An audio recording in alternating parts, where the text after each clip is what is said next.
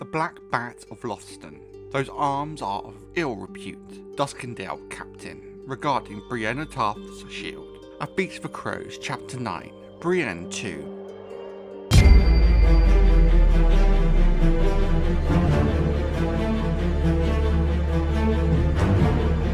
House Lothston of Harrenhal was one of the many noble families to hold the greatest and most infamous castle in all of Westeros, yet few earned a darker reputation than the Black Bats of Harrenhal. Their sigil displayed a black bat upon a field divided, silver and gold, a fitting heraldry for a house that would become forever associated with sinister tales, scandals, and whispers of sorcery. Though their rule over Harrenhal lasted more than a century, the Lothstons loomed large in the histories of the Seven Kingdoms, producing Hands of the King, royal mistresses, and in their final days, one of the most feared women in all of Westeros. By the time of the War of the Five Kings, the family had been extinct for generations, yet stories of Mad Danelle Lothston and the horrors that are said to have occurred within the walls of Harrenhal remain very much alive. Even centuries after their downfall, the sight of the black bat upon a shield was enough to make many uneasy,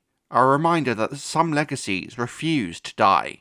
The origins of House Lothston are somewhat obscure, though the family's rise can be traced back at least to the reign of King Maegor the Cruel. The earliest known member of the house was Ser Guy Lothston, a hugely fat knight who found himself caught up in one of the most infamous trials in Targaryen history. In 43 AC, when Sir Daemon Morrigan of the Warrior's Sons challenged King Maegor the Cruel to a trial of 7 upon Visenya's Hill, Guy was among those present when the king called for champions. At first he remained silent, unwilling to volunteer himself for what many believed would be a bloody death.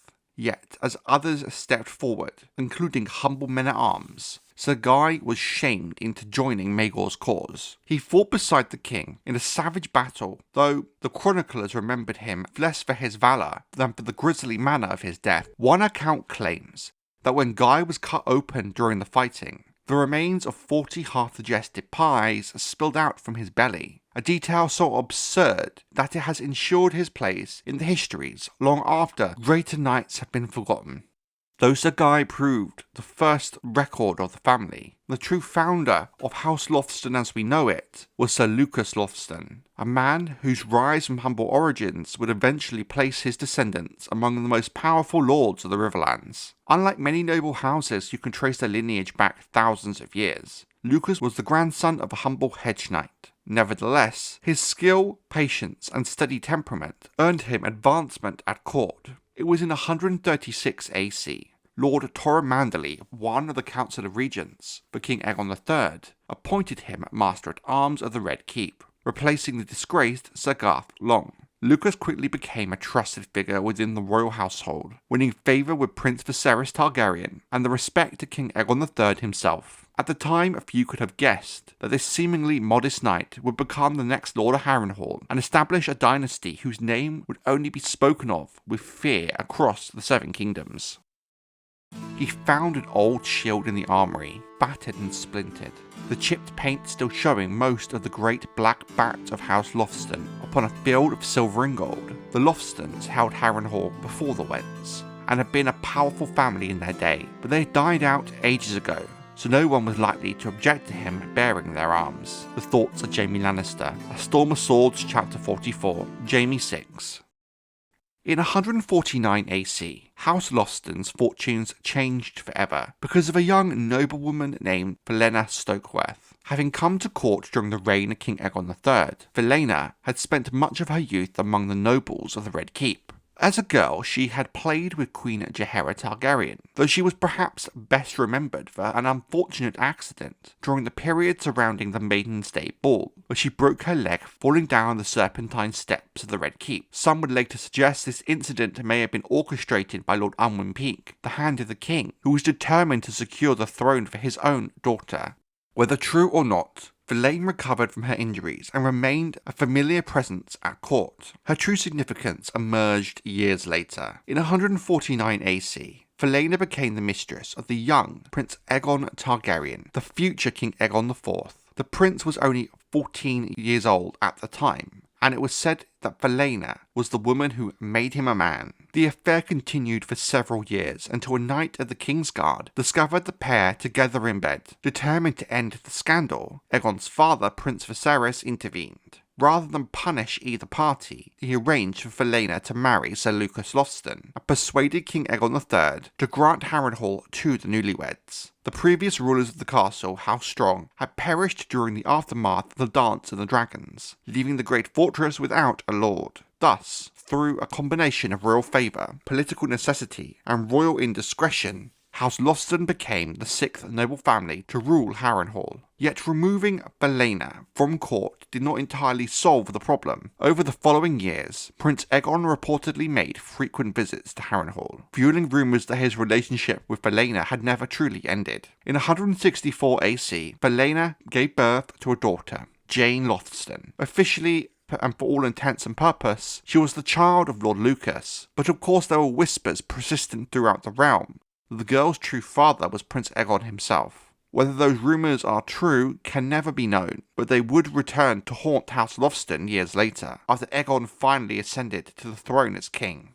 When Prince Aegon succeeded to the Iron Throne in 172 AC as King Aegon IV, it seemed that House Lothston's connection to the crown might once again bring them favour and influence. For several years, however, the family remained largely absent from court. Then in 178 AC, Falena Stokeworth returned to King's Landing with her daughter, Jeyne, who had reached the age of 14. History appeared to repeat itself. Just as he'd once done with Falena, King Aegon soon took Jeyne as his mistress, making her the eighth in a long line of royal favourites. At the same time, Lord Lucas Lothston received the highest honour of his life when King Aegon named him the Hand of the King. For a brief period, House Lothston stood near the very centre of royal power, yet the appointment did little to silence the rumours surrounding the family. Court gossips whispered that the king not only shared Jeyne's bed, but her mother's as well. No proof of such claim was ever produced, but the story spread so widely that Ser Lucas earned the mocking nickname, the Pander, suggesting a man willing to profit from the attentions paid to women of his household. Whether fair or not, the name would cling to him for the rest of his life. The family's renewed rise proved short-lived. Aegon eventually passed a pox to the young Jeyne, a disease he himself had reportedly contracted from one of his many affairs. The scandal that followed brought an abrupt end to the Lothstons' fortunes at court. Lucas served less than a year as Hand before he, Falena and Jeyne were dismissed and sent away from King's Landing, though they did retain Harrenhal and their titles. House Lothston never again enjoyed the influence it had briefly possessed under Aegon the Unworthy. Instead, their name would become associated with scandal, vice, and increasingly dark tales that spread throughout the Seven Kingdoms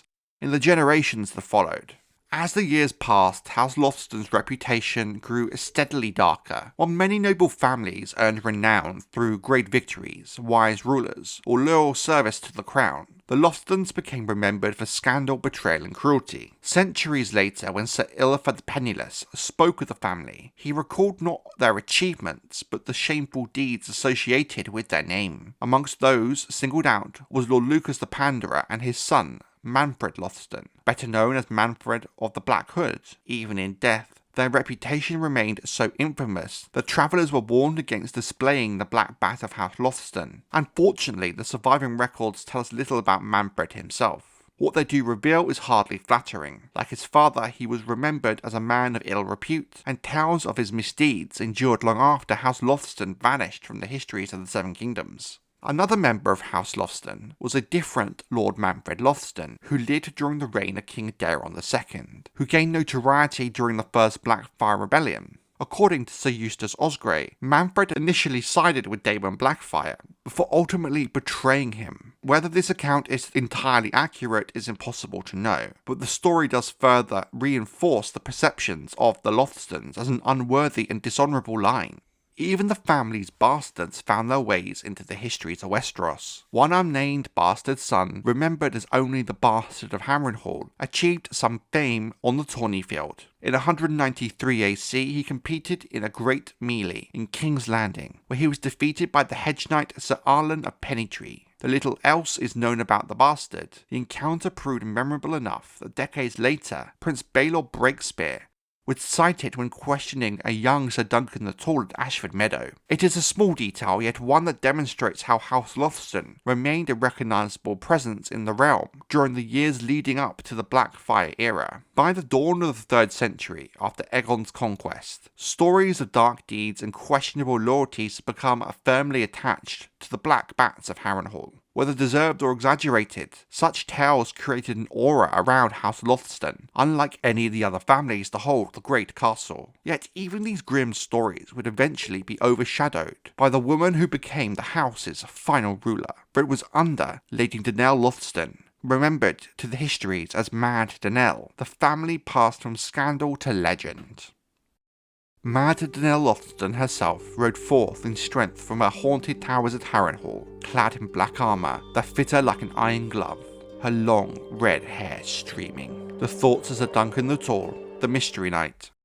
Danelle Lothston stands as the most famous and perhaps the most feared member of her house. Known to history as Mad Danelle, she ruled Harrenhal during the reigns of King Aegon I and Maekar I Targaryen, and would ultimately become the last Lothston to hold the great castle. Unlike many of her predecessors, Danelle left a lasting impression upon the memory of the realm. Long after her death, small folk throughout the Riverlands continued to tell stories about her, transforming the Lady of Harrenhal into a figure somewhere between a noblewoman and a monster of legend. Contemporary descriptions paint her in a striking image. Danelle possessed long red hair and was known to wear tight-fitting black armour, an appearance that only added to her fearsome reputation. During the events surrounding the Second Blackfyre Rebellion in 212 AC, she marched aside Lord Brendan Rivers, better known as Bloodraven, when he moved against the conspirators gathered at White Walls. Unlike many noblewomen of her age, Danelle personally led her forces, riding at the head of her men, clad in her armour. Her presence among the Riverlords who answered Bloodraven's calls demonstrates that despite the sinister tales that later surrounded her name, House Lothston still commanded considerable power and respect during her lifetime. Yet it is not her support of the crown that history remembers. Instead, Danelle became associated with rumours of sorcery, madness and unspeakable cruelty. According to later accounts, giant bats would fly from Harrenhal on moonless nights to carry away misbehaving children to her cookpots. Other stories claimed she bathed in tubs of blood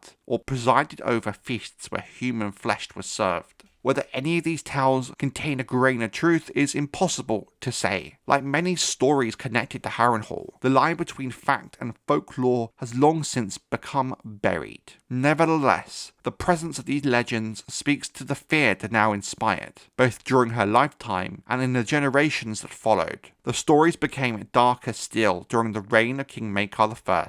It was said that Danelle turned to the black arts, practicing forbidden sorceries within the vast halls of Harrenhal. Whether these accusations were true, exaggerated, or entirely fabricated by her enemies remains one of the great mysteries surrounding the castle. What is certain, the final years of House Lothston were marked by chaos, fear, and instability. In the eyes of many chroniclers, Mad Danelle became the embodiment of the curse that seemed to haunt every family fortunate or unfortunate enough to possess Harrenhal. The downfall of House Lothston remains shrouded in mystery, much like so many of the events connected to Harrenhal itself. What the histories do agree upon is that the family's end came during the reign of King Maekar. By that time, tales of Danelle Lothston's sorcery and madness had spread throughout the Seven Kingdoms, and chroniclers claim that she had embraced the black arts, bringing chaos and ruin upon her household and her dominion. Precisely what occurred within the walls of Harrenhal during those final years is not known, but the result was the destruction of the Lothston line, and the loss of Harrenhal.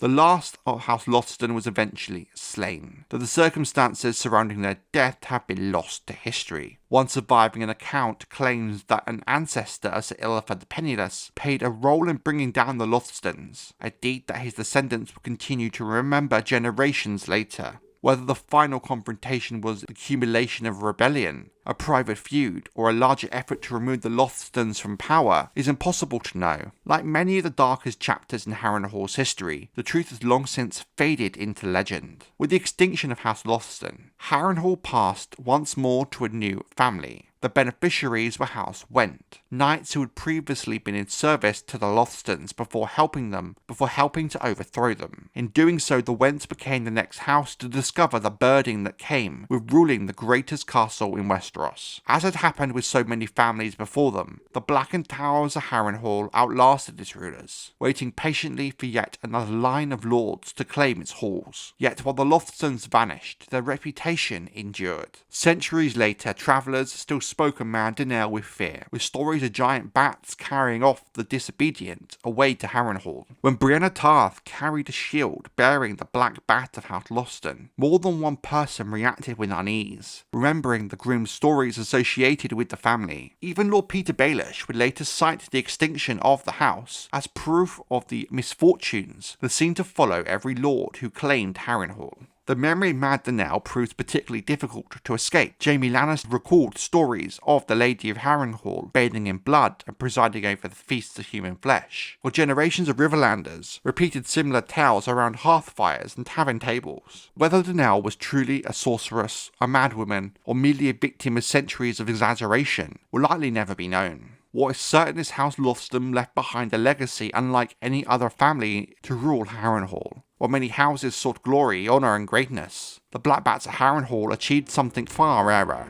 They became true legends.